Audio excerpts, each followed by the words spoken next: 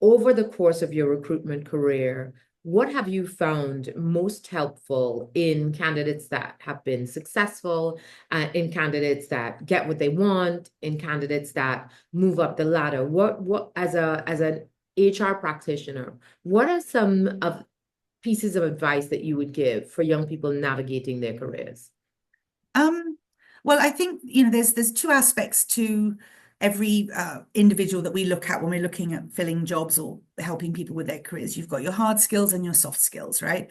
So your hard skills would be your technical knowledge, your academic qualifications, etc. And those generally pretty routine. If we're filling a position, we would look for a certain base level of academic or experience or technical skills, computer skills, whatever you.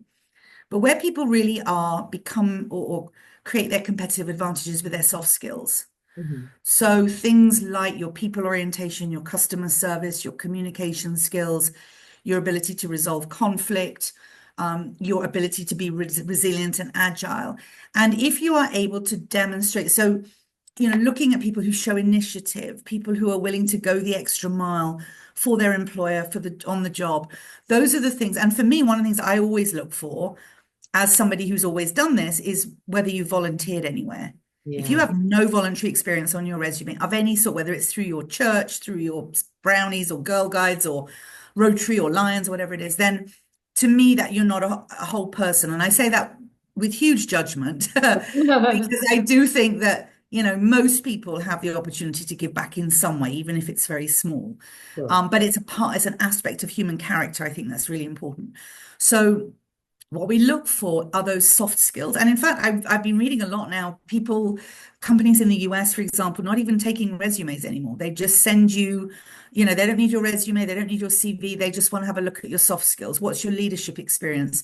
Give me an example of a time you've demonstrated initiative. How are you able to resolve conflict? For us in Trinidad, people orientation, customer orientation, critical. So if you can demonstrate those things through the projects you've worked on, the achievements you've had, of course, just your whole persona at the interview, even online, if you're doing remote virtual interviews, we see people who come in for interviews. I mean, we've interviewed thousands of people over the years, and you almost know as somebody walks in the door, their body language, their posture, their smile, their eye contact, if they're going to be a great candidate or not. I don't care if you're an accountant, a lawyer, a plumber, a mechanic. If I like your soul and your character, I can probably make it work in my organization.